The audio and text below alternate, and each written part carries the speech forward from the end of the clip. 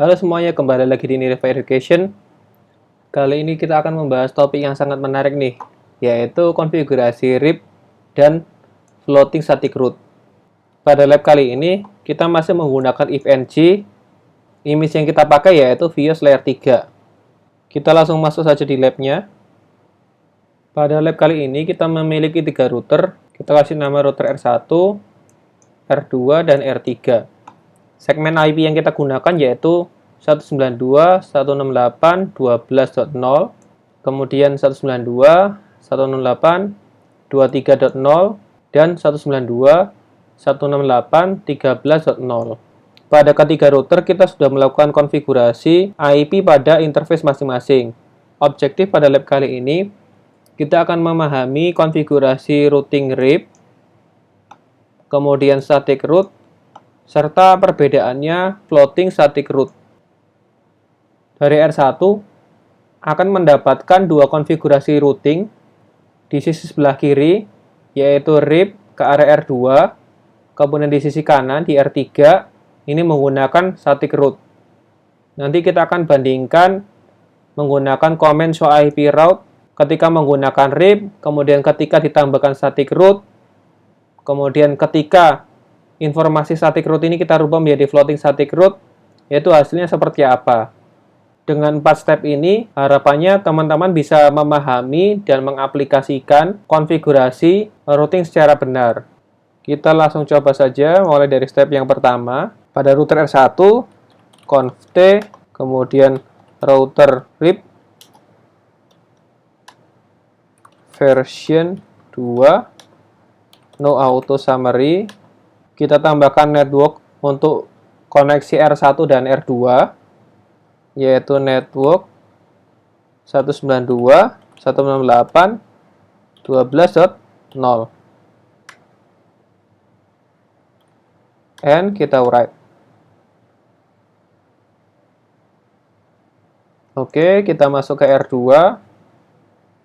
conft, sama config-nya router RIP version 2, no auto summary, network 192.168.12.0, network 192.168.23.0.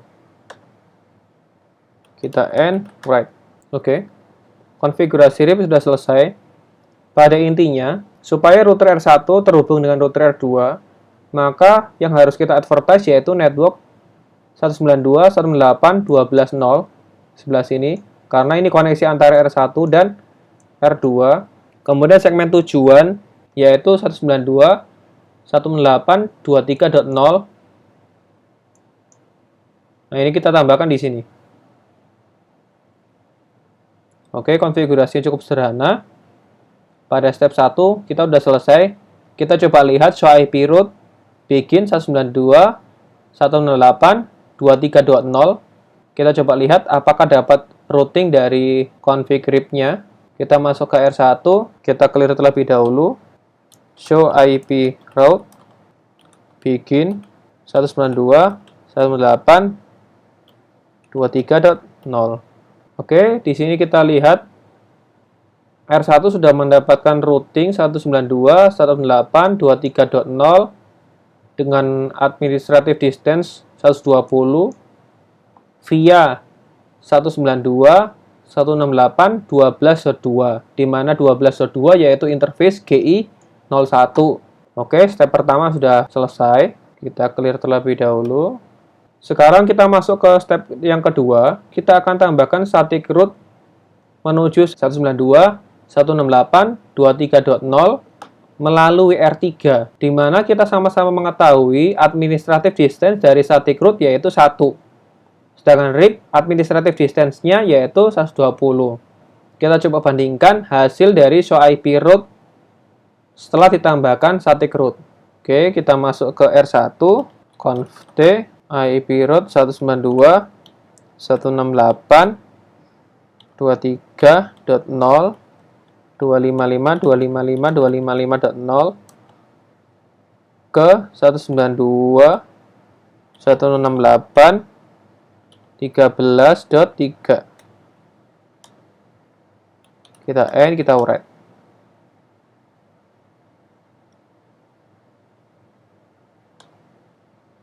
Oke, udah selesai.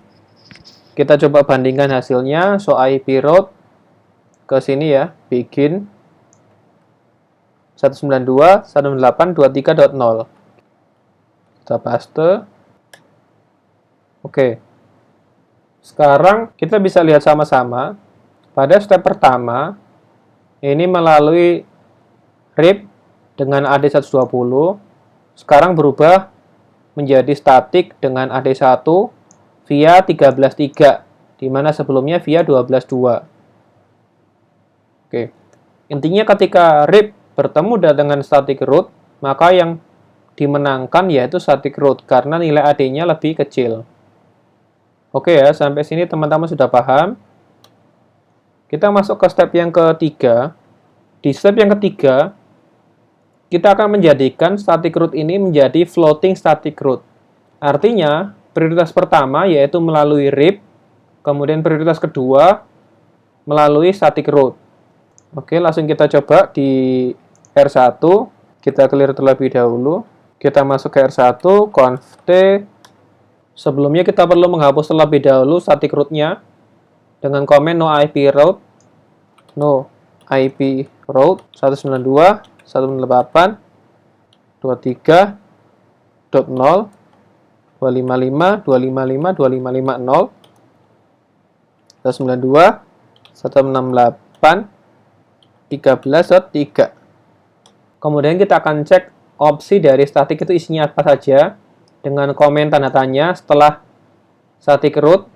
Kita coba masukkan ya, IP route 192.168.23.0 255 255 255.0 192.168.13.3. Kita tanya opsi dari static root ada beberapa.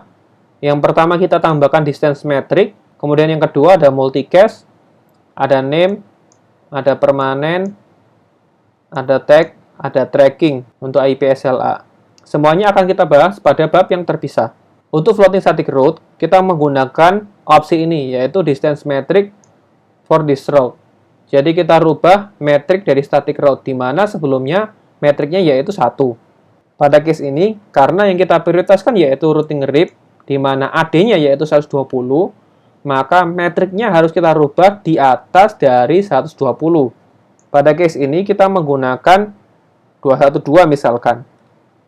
Kita enter, kita end. Kita coba bandingkan hasil show IP route-nya seperti apa. Kita clear terlebih dahulu. Show IP route begin 192.168.23.0. Hasilnya kembali seperti pada step yang pertama ya. Jadi routingnya menggunakan RIP ke arah 23024 melalui 12.2. Posisi static route-nya dia standby. Lalu bagaimana kita membuktikan kalau misalkan segmen 230/24 ini backup-nya melalui router ketiga? Caranya kita masuk ke step yang keempat, yaitu kita akan tes shutdown interface RIP. Misalkan di R2 yang akan kita shutdown yaitu ke arah GI01. Secara otomatis nanti informasi RIP-nya akan down dan static root-nya akan dapat melalui R3. Kita coba tes. Pada step 4, komennya kita akan lakukan di R2. Kita akan shutdown interface GI01, conft interface GI01 shutdown. Kita write. Kita cek di R1. Kita tunggu terlebih dahulu ya. A few moments later. Setelah 180 second,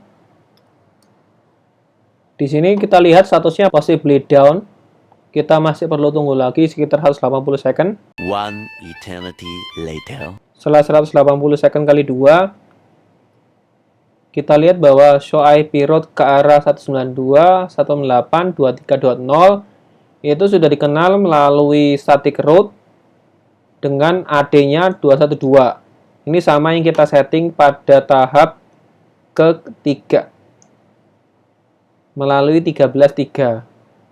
Jadi konfigurasi floating static route ini bisa teman-teman terapkan kalau misalkan main route-nya itu tidak harus RIP ya. Misalkan main route-nya menggunakan EIGRP atau OSPF atau BGP, itu nggak ada masalah.